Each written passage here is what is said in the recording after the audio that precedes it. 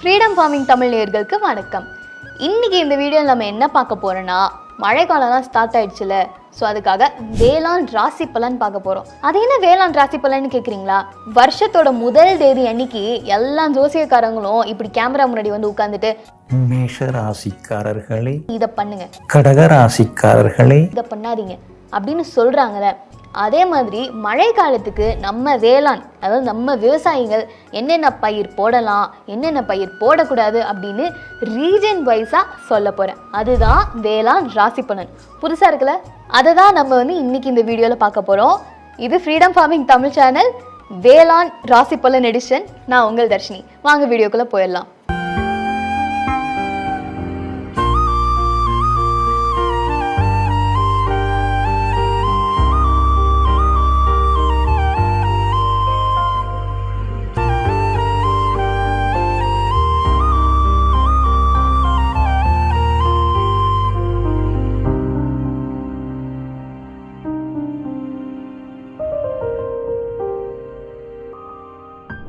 நம்ம வானிலை மையம் ஏற்கனவே ஒரு ரிப்போர்ட் விட்டுருக்காங்க.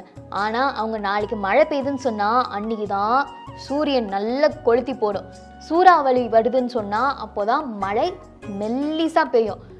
ஆனால் இப்போ நமக்கு மான்சூன் சீசன், அதாவது மழைக்காலம் வருதுல்ல, அதனால ஒரு சில ப்ரிடிக்ஷன்ஸ் நம்மளால பண்ண முடியும். முதல்ல காவிரி டெல்டா நேயர்களுக்கான ராசி பலன். தென்கிழக்கு பகுதியில் இருக்கும் காவிரி டெல்டா நேயர்களே, தஞ்சாவூர், திருவாரூர், நாகப்பட்டினம் இது எல்லாமே உங்க பகுதியில் வருதா? இது ரொம்பவும் செழிப்பான நிலங்க. முக்கியமா இங்க அரிசி வகை, அதாவது நெல்லெல்லாம் இங்க அறுவடை பண்றதுனால ரைஸ் போல் ஆஃப் இந்தியான்னு தஞ்சாவூருக்கு ஒரு நிக் நேமே இருக்குது. இந்தியாவோட ரைஸ் போல் தஞ்சாவூர், வேர்ல்டோட ரைஸ் போல் தாய்லாந்து. இது ஒரு ஜென்ரல் நாலேஜ், நோட் பண்ணி வச்சுக்கோங்க. இப்போ இங்கே இருக்கிற ஒரு பெரிய பிரச்சனை என்னென்னு நான் சொல்லணும்னு அவசியம் இல்லை, அது உங்களுக்கே தெரியும். ஸோ அதை நம்ம கண்டுக்காமல் முக்கியமாக என்ன வளர்க்கலாம், என்ன வளர்க்கக்கூடாதுன்றதுக்கு மட்டும் நம்ம அப்படி ஜம்ப் பண்ணிடலாம். மழை காலம்ன்றதுனாலேயே ஆப்வியஸ்லி நெல் பயிர் தான், ஓகேங்களா? பருப்பு வகைன்னு பார்த்தீங்கன்னா கருப்பு உளுந்து, பச்சை பயிறு, குறுகிய கால பயிர் அதெல்லாம் இருக்குதுங்களே. அப்புறம் இந்த பருத்தி வகை இது எல்லாமே நல்லாவே வைக்கலாம். நீங்கள் இந்த பகுதியில் வெள்ளத்துக்கான நிறைய சான்சஸ் இருக்கிறதுனால நிறைய நீர்ப்பாசனம் தேவைப்படுற பயிர்கள் தாண்டவே வேண்டாம். அடுத்ததாக தாமிரபரணி நேயர்களுக்கான ராசி பலன். திருநெல்வேலி, தூத்துக்குடி மாவட்ட நேயர்களே, இது உங்களுக்காக. உங்களோட மண் வளத்துக்காக நீங்கள் எல்லா வகையான பயிரும் தாராளமாக வைக்கலாம். முக்கியமாக மலர் விவசாயம், ஹார்டிகல்ச்சர் நீங்கள் நல்லாவே வைக்கலாம். இந்த ஆர்னமெண்டல் ஃப்ளவர்ஸ்லாம் சொல்கிறாங்க பார்த்தீங்களா, அதெல்லாம் இந்த சீசனில் போட்டிங்கன்னா நல்லாவே வரும். தாமிரபரணி ஆறு ஓடுறதுனால இங்கே நீங்களும் நெல் சிறப்பாகவே வைக்கலாம். அதையே கண்டினியூ பண்ணுங்கள். கூடவே இந்த வாழை இருக்குது பார்த்தீங்களா, அதையும் வைங்க. இந்த மழைக்கு கண்டிப்பாக நீங்கள் கரும்பு வைக்கலாங்க.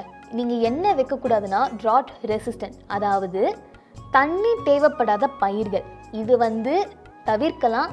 வைக்கவே வேணாம். மழைனால தண்ணி நிறைய தேங்கும் இல்லையா, அதனால இந்த மாதிரியான பயிர்கள் கண்டிப்பாக வீணாக போகிறதுக்கு நிறைய சான்சஸ் இருக்குது. இப்போது வைகையாறு நேயர்களுக்கான ராசி பலன். மதுரைக்கார மக்களே, உங்களுக்காக தெளிவாக பாருங்கள். நீங்கள் நெல் பயிர் ஏற்கனவே வச்சுட்டு இருக்கீங்க இல்லையா, அதை தாராளமாக கண்டினியூ பண்ணலாம். மழை காலம்னாலே நெல் பயிர் தாராளமாக வைக்கலாங்க. ஸோ நீங்கள் அதை கண்டினியூ பண்ணுங்கள். தண்ணி தங்காமல் இருக்கிற மண் இருந்தால் நீங்கள் பஞ்சு வைக்கலாம், அதாவது காட்டன். அப்புறம் கரும்பு இருக்கு இல்லையா, அதையும் நீங்களும் வைக்கலாம். காவேரி டெல்டாக் சொன்ன பார்த்தீங்களா, அதிக நீர்ப்பாசனம் தேவைப்படுற பயிர்கள்னு, அதே தான் உங்களுக்கும். நீங்கள் அதையும் தவிர்த்துருங்க. பழனிமலை நேயர்களுக்கான ராசி பலன் இதோ. திண்டுக்கல் மாவட்ட நேயர்களே, உங்கள் காற்றுல ஈரப்பதம் நல்லா இருக்கும், அதாவது ஹியூமிடிட்டி நிறையவே இருக்கும். அதனால காஃபி, டீ, ஆரஞ்சு, பப்பாளி, வாழை இது எல்லாமே தாராளமாகவே வைக்கலாம். நீர்வாத பயிர்கள் இருக்குது பார்த்தீங்களா, அதை நீங்கள் கண்டிப்பாக தவிர்த்தே ஆகணும். பெரியார் ஆறு நேயர்களே, உங்களுக்கான ராசி பலன் இதுதான். அதாவது தேனி மாவட்டம் மிதமான மழை, அதாவது கம்மியாக மழை பெஞ்சதுன்னு வைங்களேன், நீங்கள் அப்போ கிரேப்ஸ் வைக்கலாம்.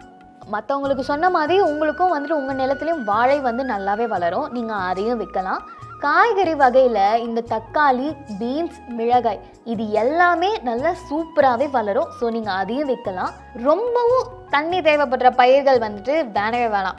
ஏன்னா தண்ணி தேங்கி இருந்ததுன்னு வைங்களேன், பயிர்களுக்கு கண்டிப்பாக நோய் தாக்கம் வரும், வீணாக போயிடும். ஸோ நீங்கள் இதை அவாய்ட் பண்ணிக்கோங்க. கடைசியாக நம்ம என்ன பார்க்க போகிறோன்னா, கோவை நேயர்களுடன் ராசி பலன். நம்ம கோவையில் கரிசல் மண் இருக்குது சரிங்களா, அதனால நம்ம இங்கே காட்டன், அதாவது பஞ்சு வைக்கலாம். கடலை வகை எல்லாமே கூட வைக்கலாங்க. இந்த சுண்டக்காய், வெண்டைக்காய், அப்புறம் பீன்ஸ் இதுக்கெல்லாம் வந்துட்டு இதுதான் சூட்டபிளான டைம். ஸோ மறக்காமல் எடுத்து அதை விதைச்சிருங்க. ஸோ தாராளமாக வந்துட்டு நீங்கள் இதை விதைக்கலாம். உங்களுக்கும் வந்துட்டு ரொம்பவும் தண்ணி தேவைப்படுற பயிர்கள் வேண்டாம். ஏற்கனவே மற்ற பகுதி நேயர்களுக்கு சொன்ன மாதிரி நோய் தாக்கம் ஏற்பட்டு அப்புறம் வீணாக போகும்.